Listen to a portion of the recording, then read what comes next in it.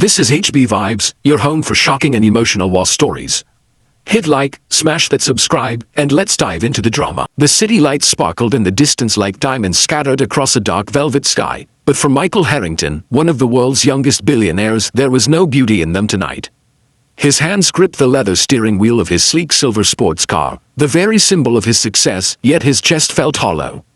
The engine sputtered once, twice, then gave a harsh cough before dying completely. Michael slammed his fist against the wheel. "Not tonight," he muttered, his voice breaking. His carefully polished world had already begun crumbling, and this mechanical failure seemed like one final humiliation. He stepped out of the car, the night air cool against his skin, and for a moment, he simply stood there in the glow of a flickering street lamp, utterly lost. Behind him stretched the quiet industrial district, warehouses with peeling paint, shipping containers stacked like forgotten toy blocks, and the faint echo of dripping water from a broken pipe. It was the last place a billionaire should be stranded. His usual entourage of drivers and assistants were nowhere near. For once, Michael had wanted to drive himself, hoping the open road would clear his mind. Instead, it left him broken down, both in machine and in spirit. He leaned against the car and buried his face in his hands. His fortune, his empire, his public image, it all meant nothing when compared to the gnawing loneliness he carried inside. His marriage had ended in a bitter silence. His only son barely spoke to him anymore. He had built skyscrapers, funded companies, bought art that hung in the finest galleries, yet none of it had filled the emptiness inside his chest. And now, standing on this deserted street, Michael felt the damn crack. Hot tears slid down his face, unbidden. He whispered into the night, "I can't fix this, I can't fix any of it." His voice trembled like a confession, carrying into the darkness. From the shadows, a figure stirred. At first Michael didn't notice. The sound of shuffling footsteps grew closer, hesitant yet steady. A man emerged into the street lamp's glow, a man clothed in rags, with skin weathered by wind and hardship. His beard was tangled, his dreadlocks hung unevenly, and a faded jacket clung to his shoulders. Michael straightened, wiping his tears quickly, ashamed of being seen in such a vulnerable state. He instinctively took a step back, his eyes narrowing in distrust. This man was clearly homeless, carrying nothing but a small, tied-up sack slung over his shoulder. The stranger raised his hands slightly, palms open, showing he meant no harm. His voice was low, calm, almost gentle. "I heard you," he said. His accent carried years of struggle, but his words were clear. "Your car, your cry. I can fix it." Michael blinked, startled. "What did you say?" The man pointed at the car, smoke still curling lazily from the hood. "The engine. It's nothing I haven't seen before. If you'll let me, I can fix it." For a moment, Michael was torn between disbelief and desperation. A homeless man, offering to repair a machine worth more than most houses. The thought almost made him laugh. Yet there was something in the stranger's eyes, steady, confident, without arrogance, that silenced his pride. Michael hesitated, then stepped aside. "If you think you can." The homeless man nodded, a faint smile tugging at his lips. He placed his sack on the ground, rolled up his tattered sleeves, and approached the car with the quiet assurance of someone who had done this countless times before. His hands, though rough and calloused, moved with surprising precision. Michael watched in silence, his own heart pounding, not just from the uncertainty of whether the car would run again, but from the strange sense that this night was about to change his life in ways he could never have predicted. Michael stood stiffly as the ragged stranger leaned over the car. The man moved with a strange blend of roughness and skill. His jacket was torn at the sleeve, his nails cracked and darkened from years of grime, yet his fingers knew exactly where to go. He popped the latch, propped up the hood, and inhaled the acrid smoke like it was a familiar smell.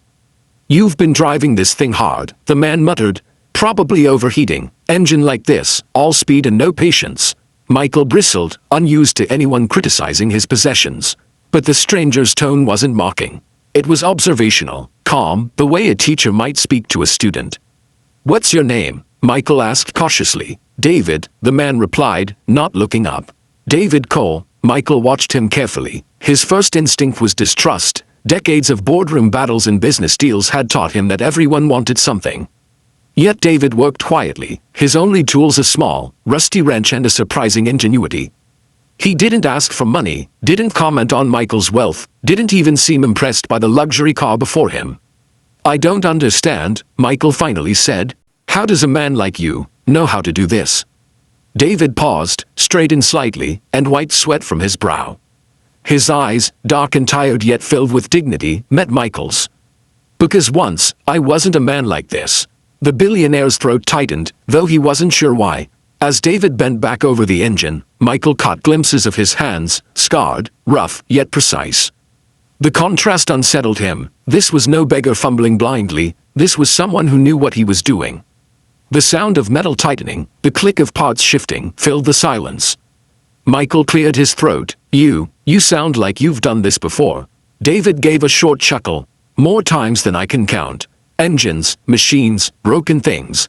Fixing them used to be my life. He leaned closer, listening to the faint tick of cooling metal. But life itself, that's harder to fix. Michael felt the words hit like an echo of his own thoughts. For a moment, pride battled with curiosity inside him. A billionaire asking a homeless man questions seemed absurd. Yet something about David's steady presence broke down the invisible walls Michael had built around himself. What happened? Michael asked softly. David's shoulders rose and fell. He didn't answer immediately. Instead, he pulled a wire, adjusted a valve, then finally said, "A story too long for one night. But let's just say, I lost what mattered most. And when you lose that, money, houses, careers, none of it keeps you standing." Michael swallowed hard. His mind went to his ex-wife's cold stare, his son's unanswered messages. He felt the sting of recognition but said nothing. Within minutes, David straightened. "Try it now." Michael slid back into the driver's seat, hesitated, then turned the key. The engine coughed, sputtered, then roared back to life. Relief washed over him, mingled with disbelief. He looked up. David stood there, wiping his hands on his ragged pants, a quiet smile on his face. Michael stepped out slowly. You actually fixed it."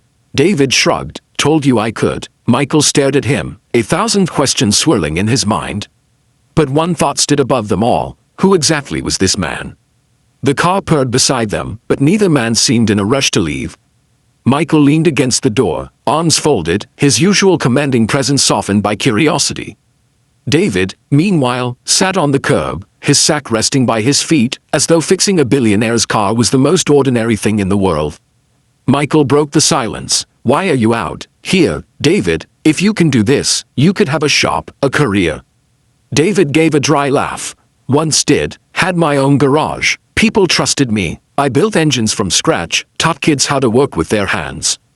But life doesn't always respect your plans."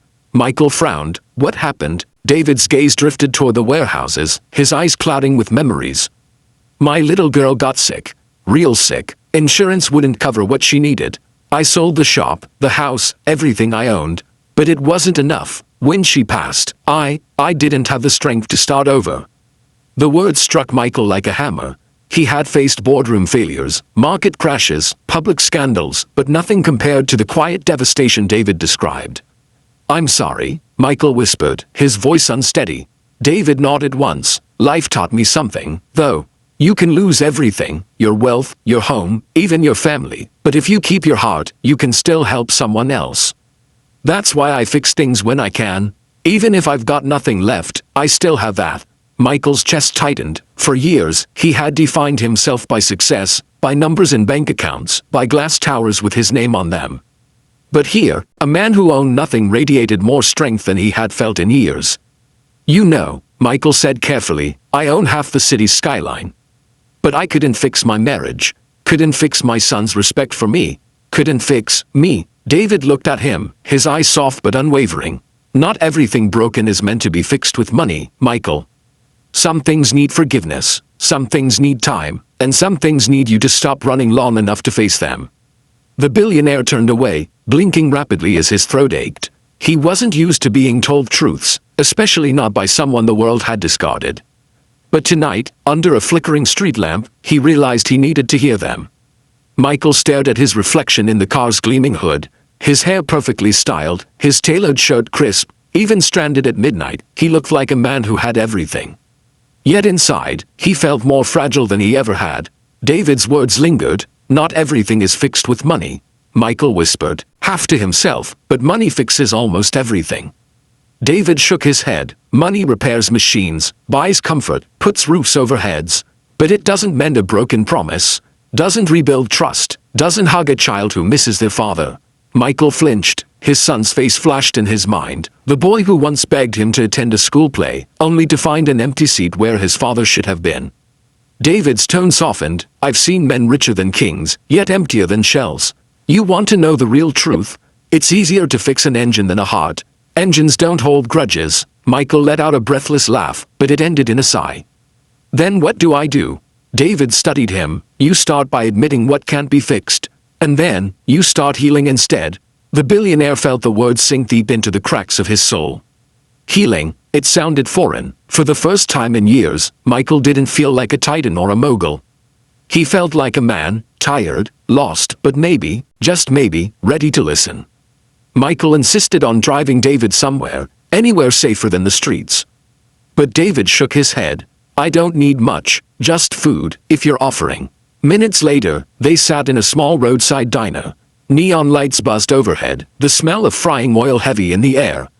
Michael hadn't stepped into a place like this in years. To his surprise, it felt real. They sat in a booth. David ordered black coffee and eggs. Michael, who usually ate meals designed by private chefs, copied him.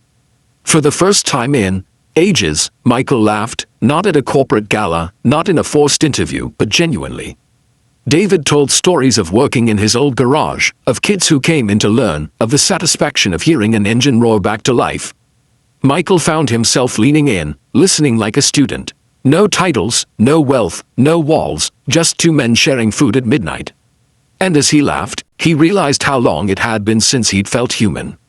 The next morning, Michael sat in his penthouse office overlooking the city. Yet the glass towers and polished marble felt colder than ever. He couldn't stop thinking about David. So he searched, he visited shelters, asked around, until finally he found him, sitting quietly on the steps of a church, sipping coffee from a paper cup. David looked up, surprised but calm. Didn't think I'd see you again. Michael smiled faintly. Neither did I, but I need to. He didn't offer money, not this time. Instead, he offered something deeper, dignity. A job, not as charity, but as recognition of David's worth.